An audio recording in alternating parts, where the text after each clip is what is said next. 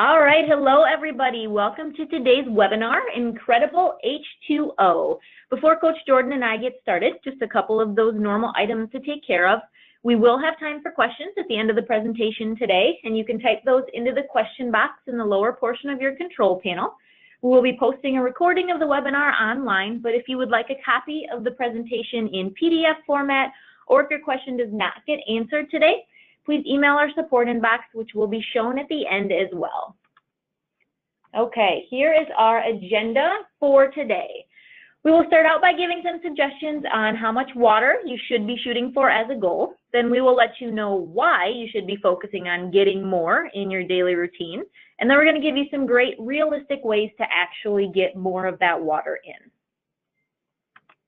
So let's start out by going over exactly how much water you should be drinking. Now, there are some different schools of thought on this, so I'm going to give you just a few things to think about. The most basic recommendation that most of you have probably heard is that 8x8 rule. Drink 8 8-ounce glasses of water each day, which ends up being 64 ounces or half a gallon. Another suggestion is half your body weight in ounces, which is another option. These are easy to remember and really a great place to start if you're not sure how much you should be drinking. Some people feel that we should drink more than this, but it really comes down to the individual, as does most things with our health. And there are some factors to consider that are going to differ from person to person depending, and day to day really, depending on how much water you want to drink. The first thing to pay attention to is your thirst. Your body's instincts kick in very nicely when you become dehydrated, and it's typically going to tell you when you need something to drink. Some people's thirst kicks in more than others, and that's fine. Listen to your body. But there are other times when you need to pay a little bit more attention. Weather is going to be one factor. If it's hot out, you're most likely going to be sweating more, and you'll need more to replace that lost water. Same goes with exercise. You're working your body harder and you'll be losing more fluids than normal, so you need to replace that as best as you can.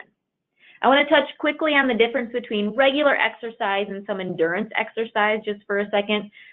If you're doing a very long, intense workout, you may need to look at something to replace electrolytes as well, which are just minerals like sodium and potassium. But for the majority of us, regular exercise, walking, things like that, water is going to be just fine to keep your body going strong. So just something to think about there when you're thinking about some of those sports drinks that are advertised. Breastfeeding is another specific time when you may need to increase your total water intake to keep up with your body's demands. So moms or moms-to-be, keep that in mind. Also, as we get older, our sense of thirst can actually weaken. So tracking your intake becomes more important. Paying attention to your urine is also a way to see if you're getting enough water for your individual needs. If you're going to the bathroom about every 2 to 4 hours and it's lighter colored with a decent amount each time, you're likely getting enough. But again, bottom line, some people do great with more than that 8x8 rule. Some people can stop there. Some people like the half of the ounces with body weight. Listen to your body, see how you feel mentally and physically, and go from there. And Jordan's going to touch on this more, but don't feel like you have to hit these goals right away. Small steps are going to work best, just like any other goal that we've always talked about. Now, before I move on, some of you are already getting ready to type in your questions. Well, my fountain pop has a ton of water added to it, or you're wondering if that water in your tea or your coffee counts. You can absolutely get water from those types of drinks, as well as a lot of good foods. And again, Jordan's going to touch on this, but you have to really be careful not to add sugar or a lot of artificially sweetened drinks or food to your day due to some possible other negative effects. Caffeine can also have some diuretic effects in some people, meaning that it could actually cause your body to get rid of some stored water. Now, some studies show that this effect is fairly weak, but it's still something to keep in mind. Again, water is always going to be the best route, and that's why we're just going to keep that as the main focus for today. But do note that you do get water from foods and other drinks. It's just going to be a lot harder to track. You're not going to know how much, which is why you should still have that goal of working up to that 64 ounces or however much you've got for that first goal. Okay, let's get to the good stuff here. What's so great about water? Why should you be paying attention and getting it in every single day? We hear it all the time, right? Drink more water, it's good for you. Our bodies are 60% water, so yes, we do need to drink it. But some of you may not know that there are way more benefits than you may think with getting in that H2O, but you're going to know now. First, balance of body fluids. This one seems obvious, right? If my body is 60% water, of course drinking water is going to help the balance of fluids. But what functions do those fluids have? Well, things like digestion, which I'm going to touch on more here in a second, chemical reactions like the breakdown of what we eat, things like circulation, creation of saliva, joint lubrication, which can help with things like arthritis, and transportation of nutrients. These are all pretty important things to have our bodies doing well. On a similar note, our bodily fluids help transport waste products in and out of cells in the body as well. One specific example is with the kidneys. Blood urea nitrogen, which we do test for in our screening, is a toxin in the body that needs to pass through the kidneys and out through the urine. Now, this is a water-soluble toxin, which means that if we drink more water, it's going to help it pass through easier. Another win for water, right? Along the same lines, the immune system benefits from water as well. Water helps to create lymph, which carries white blood cells and nutrients to the body's tissues, and it also helps remove toxins from the blood. Now, we know that white blood cells are extremely important in protecting our body from disease, right? So without water, we're not going to get that same protection. Body temperature. When you're hot, what happens? You sweat, right? We talked about this already with the exercise and the weather. When we sweat, the evaporation of that sweat is what helps cool our body down. So if you don't have enough water in your body to sweat, your body's going to have a much harder time cooling down, which could lead to some major health problems. Energy and brain function. If you find yourself getting a little cranky and you don't know why, it may be because you're not drinking enough water. According to a study by the Journal of Nutrition, fluid loss of only 1.36% after exercise in young women impaired both mood and concentration, as well as headaches, which I'm going to touch on here in a second. That's not a lot of water to lose, 1.36%. Now, in a similar study in the British Journal of Nutrition, fluid loss of 1.59% in young men affected their memory, as well as feelings of anxiety and fatigue. Water helps produce serotonin, which is a feel-good chemical, so that makes sense, right? Seems like a great reason to fill up that water bottle to me. Or maybe a good idea to help push that friend or coworker to drink some more too, right, Jordan? I can't think of anything. Yeah, we don't have too many cranky people here, but that's just because Jordan sends out emails every day to remind us to fill up our water bottles, so that's something to think about too. So along the same lines as fatigue during the day, being dehydrated also affects our sleep. Now, we have to be smart about drinking too much water before bed. Jordan's going to cover this in a second. But staying hydrated can help improve our sleep quality tremendously.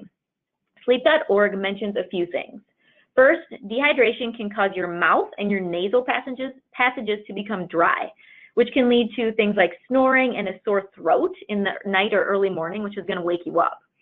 It can also set us up for leg cramps at night. We all lose fluids as we sleep, more so actually if you breathe through your mouth.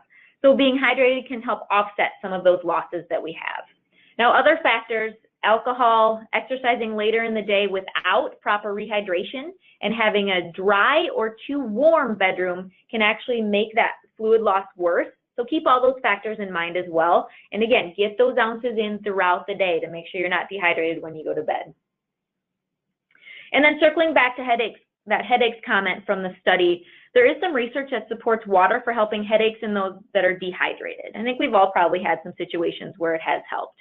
Dehydration can trigger migraines in some people as well. There are different types of headaches, so again, you have to base it on your individual needs, but keeping hydrated can help reduce that intensity and duration of headaches in some people. All right, let's hit a couple reasons that hit the looks and vanity department a little bit, shall we? Skin. We all want younger looking skin, right? When you're dehydrated, your skin can look more wrinkled and dry. So keeping hydrated can help smooth those wrinkles out. And we all need healthy skin too. It's a barrier to the outside world. So it keeps our skin healthy too. And then bad breath. Nobody wants to be smelling our bad breath. So drink some more water and help avoid that embarrassment.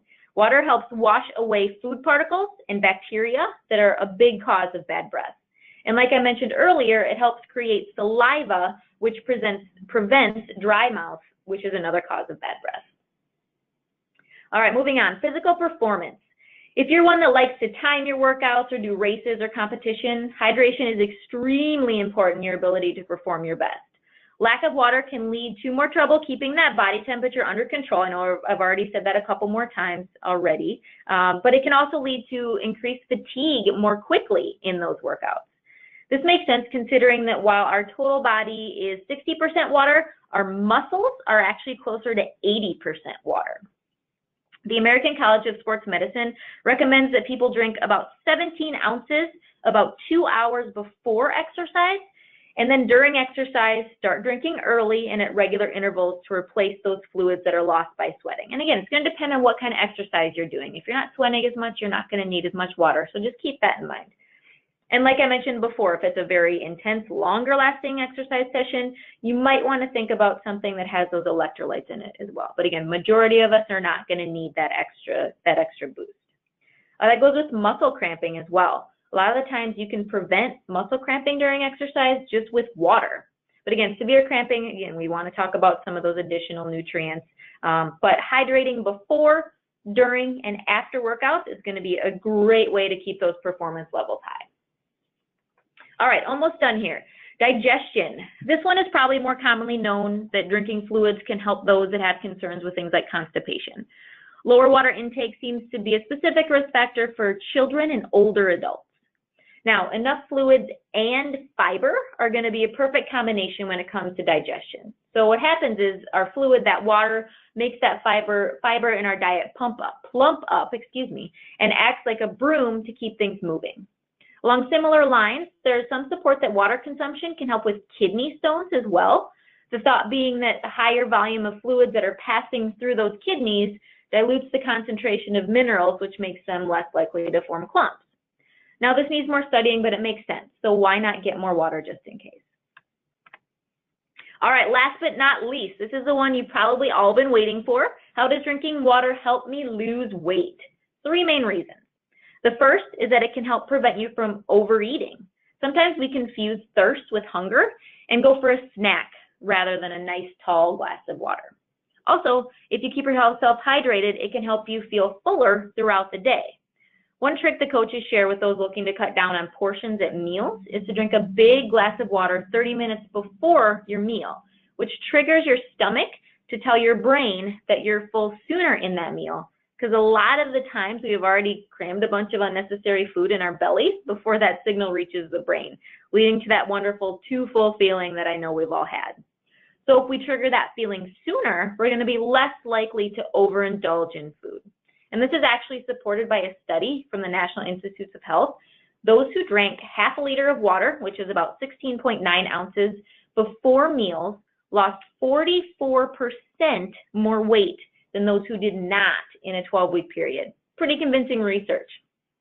Now, along with helping you feel fuller, drinking water can increase our metabolism, which simply means that we're increasing the amount of calories we burn each day. Who doesn't want that, right? Seems like a simple way to help reach your goal. All right, that's enough for me. I'm going to turn it over to Jordan to give us some great tips to get enough water in every day. All right. Well, after hearing of all the benefits that come along with staying well hydrated, it is equally as important to create a list with a few ways to make sure that we are actually getting this water into our bodies.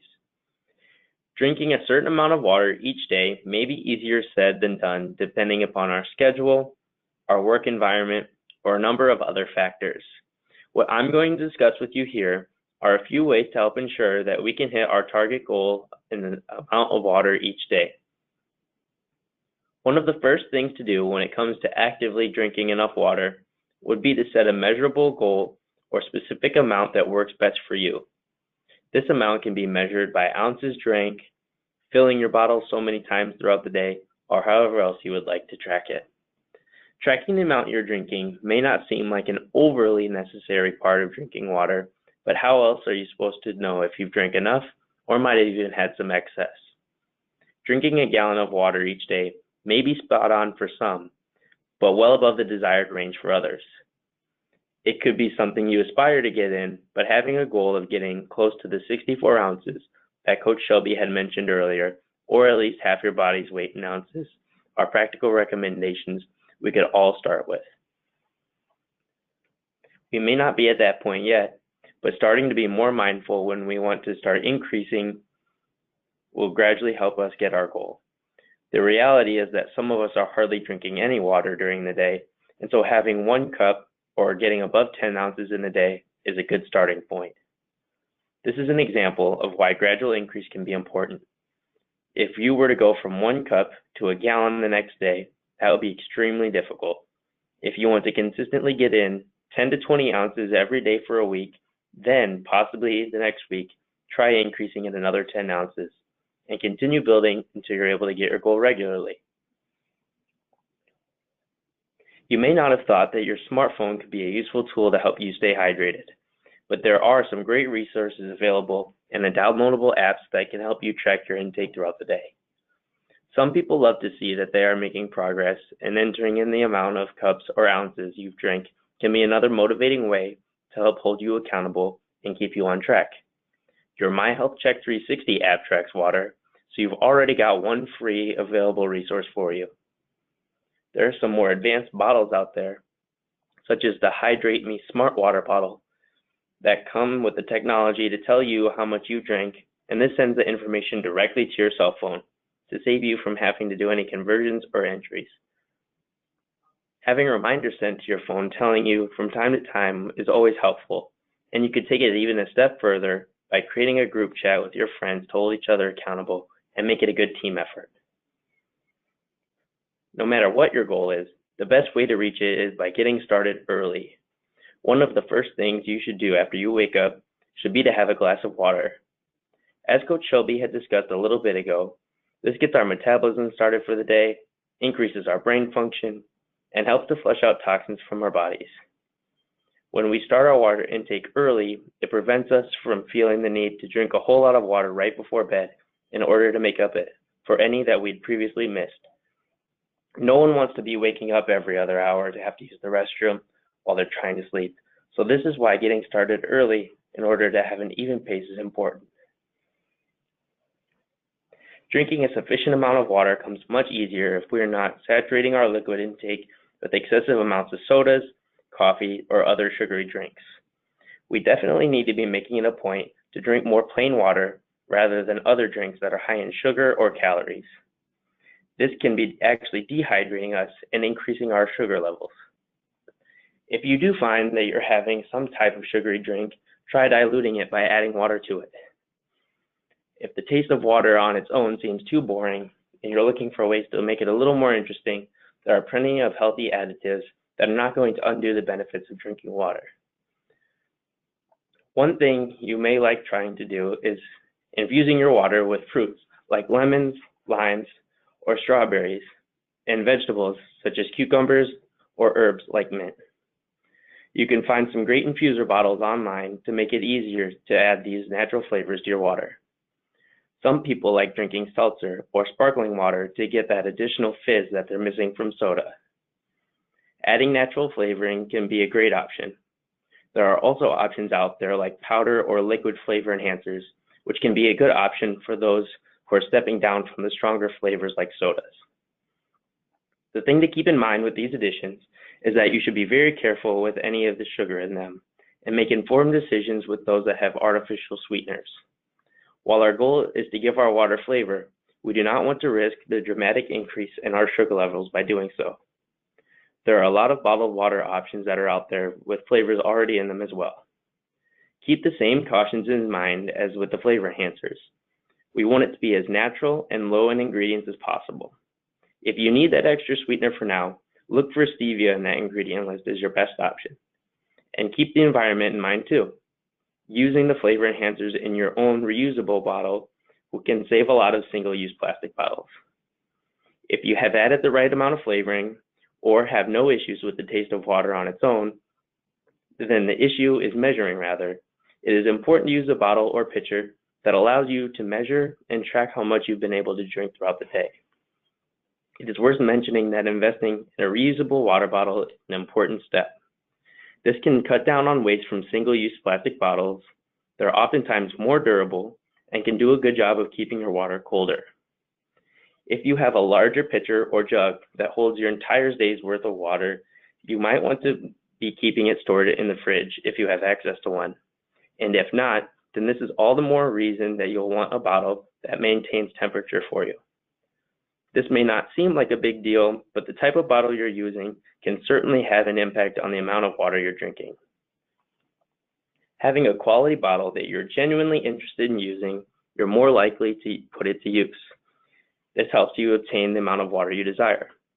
Your bottle may have a line down the side that has marks indicating how many ounces you've had. This can be nice to have. A personal experience that I've had with a bottle that actually made it more difficult for me to drink enough water was when I'd purchased a bottle with a filtration system, which had appealed to me at the time because I was shopping around for something with a good feature like that. But the downfall was that the opening for the mouth to drink out of was probably the size of a penny, and the filter actually got in the way and made the water come out slower, so it was more difficult to drink out of. This ties me back to making sure you have a bottle that suits what you're looking for. Whether it's a cool saying or a pattern on the bottle that makes it more appealing to you, or if you're like me, then your favorite water bottle has the Batman logo on it. Each of these aspects can help determine how much you'll actually end up using your bottle, whether you think about it or not. Coach Helby, do you think that the Cape Crusader can fight crime if he's dehydrated? Not a chance, Jordan. No, of course not. So once you've come across a type of bottle or container that works for you, it could never hurt to purchase another one, so that way you have that on hand for the next day without having to wash your bottle every single night or forego having it because it was dirty from the day before. My personal strategy to drink plenty of water can best be shared by continuing the dialogue around the Batman bottle. The bottle holds 20 fluid ounces, and so in order to hit half my weight in ounces, I must drink at least 4 bottles worth each day. I have made it a goal to finish 2 bottles before lunch and 2 bottles before the end of the workday. This helps me to spread out intake evenly, and it is measurable, which is important. If you're busy working and see you have 30 minutes before lunch, make sure you're taking a few more sips to get down the remaining amount you have. Are there 12 more ounces left in your bottle and 2 hours until quitting time? That sounds pretty manageable to me. This is just one way to do it though. Getting in a sufficient amount of water can be done in a variety of ways. First, keep your bottle in plain sight. Keep it right next to your desk or in your car. Out of sight, out of mind. So that means keep it in sight. Anytime you walk past a water cooler, make it a point to fill up a cup. Getting up to use the restroom, better stop to get a drink of water on your way back. This will have you better hydrated, which in turn means even more restroom trips and even more water. See what we did there?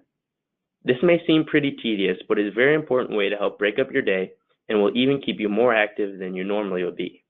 This is improving your health in a few different ways. The goal of drinking water, along with your normal activities throughout the day, is to create a mental habit. We need a trigger to create a habit, so if you always grab water when you go to the printer or copy machine, the easier it's going to be doing it consistently and creating that mental connection. Now that you're aware of the benefits that water has towards our digestion, it would be great to get in 8 to 10 ounces right before any meals. Another easy way to get in some extra water is actually through the foods we're eating. Some foods like cucumber, watermelon, zucchini, and grapefruit are all over 90% water. When you think of some of the great things like fruits and vegetables to add to our arsenal, celery is another great thing to keep in mind as well. These are awesome so that you don't have to limit yourself to just drinking water if you feel like you're getting in an excessive amount, or if you're looking for something healthy to snack on. You can certainly incorporate healthy foods to keep you hydrated, but the only concern with this is that it is more difficult to track. So keep in mind that the main goal should be a specific amount of ounces that you want to get in, but know that eating healthy, whole fruits and vegetables will help keep your body hydrated as well. So, in order to recap the best ways to increase your water intake, we can start off by setting a specific amount that we hope to shoot for each day. Then, finding some way to hold ourselves accountable for doing so. Starting our morning off by drinking water so we can evenly space it out during the day, avoiding sugar drinks that will prevent us from getting in the water that we need, or finding healthy additives that we can include. Having a proper bottle that makes our water more accessible and easy for us to measure and drink. Switching up the routine so that way we can be more mindful of staying hydrated, and including foods that have high water content. These are some of the several ways to make sure that you can hydrate your body, but the main point behind it all is mindfulness, making it a point to find something that works well for you. Cheers, everybody. All right. We will open it up for questions in a second here, but I just want to go over the next webinars coming up. Next month, Meditation 101. This is going to be a great one. Learn why this technique is great and it can improve your well-being. Women's Health is October, so are you doing everything that you should be to protect, which that's spelled wrong, yourself and the women in your life? We will talk about that as well.